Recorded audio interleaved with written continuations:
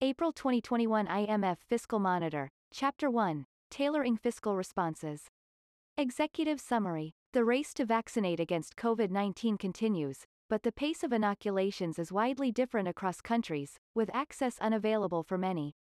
Global vaccination is urgently needed. Global inoculation would pay for itself with stronger employment and economic activity, leading to increased tax revenues and sizable savings in fiscal support. Until the pandemic is brought under control globally, fiscal policy must remain flexible and supportive of healthcare systems, households, viable firms, and the economic recovery. The need and scope for support varies across economies, depending on the effect of the pandemic and the ability to access low-cost borrowing. Many governments in advanced economies are implementing sizable spending and revenue measures in 2021, 6% of GDP, on average. Support in emerging market economies and especially in low-income developing countries has been smaller and front-loaded, with a large share of measures expiring. Fiscal support has prevented more severe economic contractions and larger job losses. Meanwhile, such support, along with drops in revenues, has raised government deficits and debt to unprecedented levels across all country income groups. Average overall deficits as a share of GDP in 2020 reached 11.7% for advanced economies, 9.8% for emerging market economies, and 5.5% for low-income developing countries. Countries' ability to scale up spending has diverged. The rise in deficits in advanced economies and several emerging market economies resulted from roughly equal increases in spending and declines in revenues, whereas in many emerging market economies and most low-income developing countries, it stemmed primarily from the collapse in revenues caused by the economic downturn. Fiscal deficits in 2021 are projected to shrink in most countries as pandemic-related support expires or winds down, revenues recover somewhat, and the number of unemployment claims declines.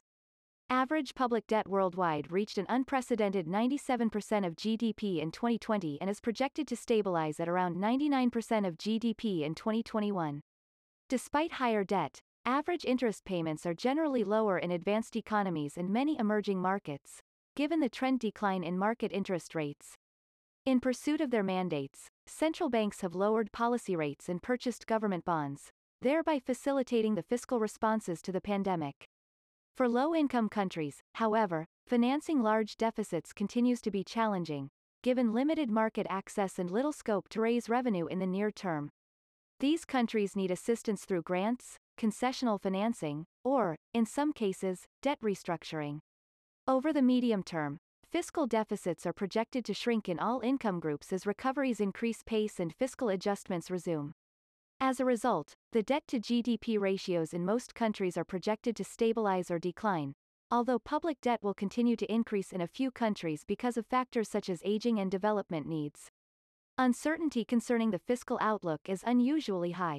On the upside, faster-than-expected vaccinations could expedite an end to the pandemic, boosting revenue collections and reducing the need for additional fiscal support. On the downside, a more protracted economic downturn, an abrupt tightening of financing conditions amid high debt, a surge in corporate bankruptcies, volatility in commodity prices, or rising social discontent could inhibit the recovery. In general, the longer the pandemic lasts, the larger the challenge for the public finances.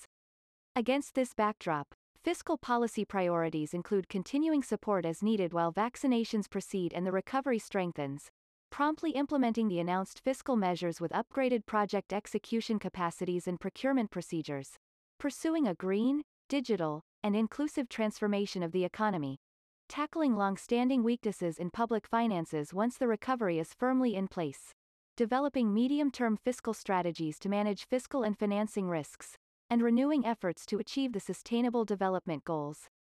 To meet these priorities, global cooperation must be scaled up to contain the pandemic, especially accelerated vaccination at affordable cost in all countries.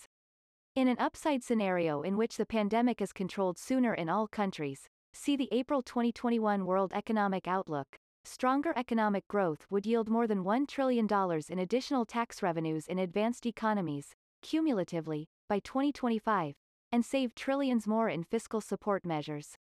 Vaccination will, thus, more than pay for itself, providing excellent value for public money invested in ramping up global vaccine production and distribution.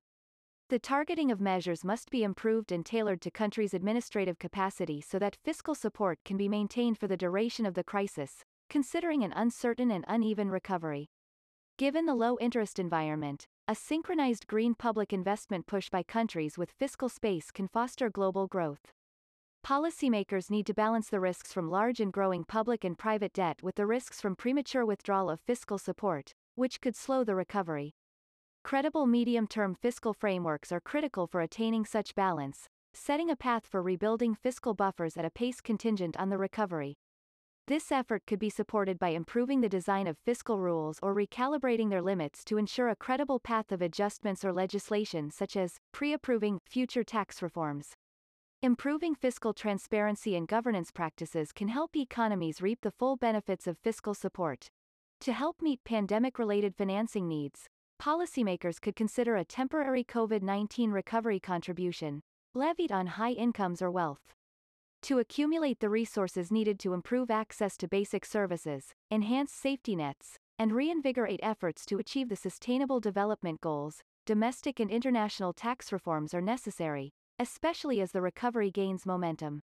Chapter 2. A Fair Shot.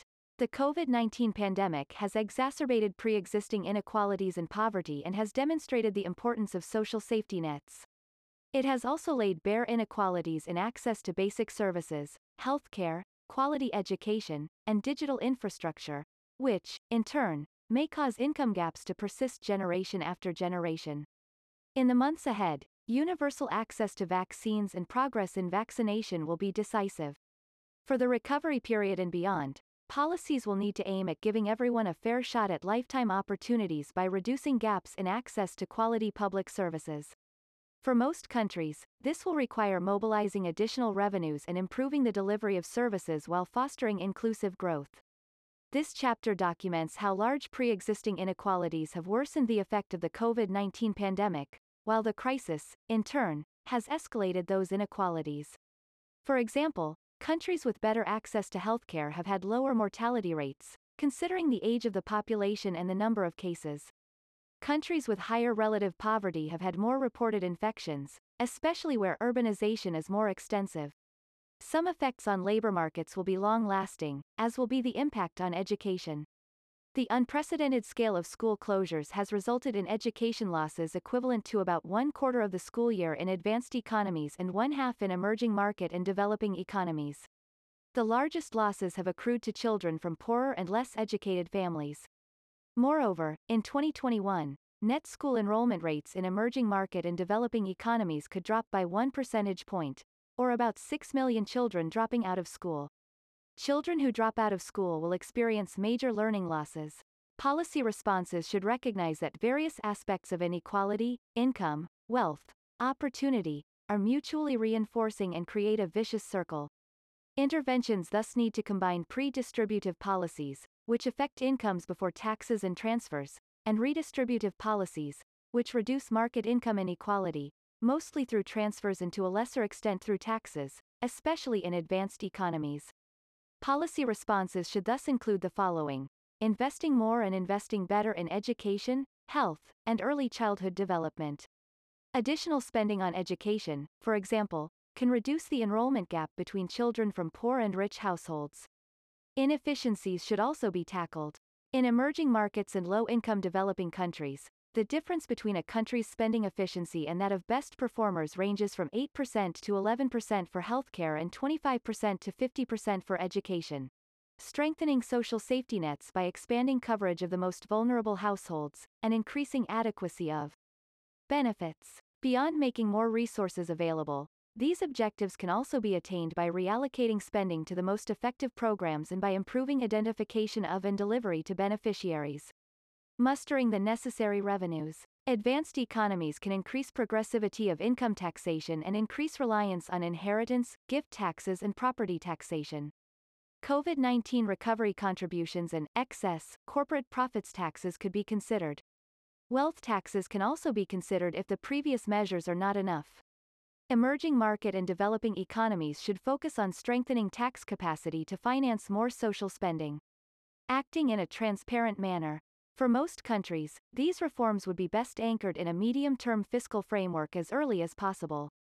Strengthening public financial management and improving transparency and accountability, not least for COVID-19 response measures, will reinforce trust in government. Supporting lower-income countries that face especially daunting challenges. Meeting the Sustainable Development Goals, a broad measure of the access to basic services, by 2030 would require $3 trillion for 121 emerging market economies and low-income developing countries, 2.6% of 2030 world GDP. Support from the international community is needed to aid reform efforts, with the immediate priority being affordable access to vaccines. The COVID-19 pandemic has focused attention on governments and their ability to respond to the crisis. Popular support for better public services, already significant before the pandemic, has likely risen. Cross-country surveys administered before the pandemic suggest that respondents in advanced and emerging market economies have long expressed favor for more tax-financed spending on education, healthcare, and old age care, and more progressive taxation. A recent survey suggests that, if a household member becomes ill with COVID-19 or loses employment, the probability of favoring progressive taxation rises by 15 percentage points.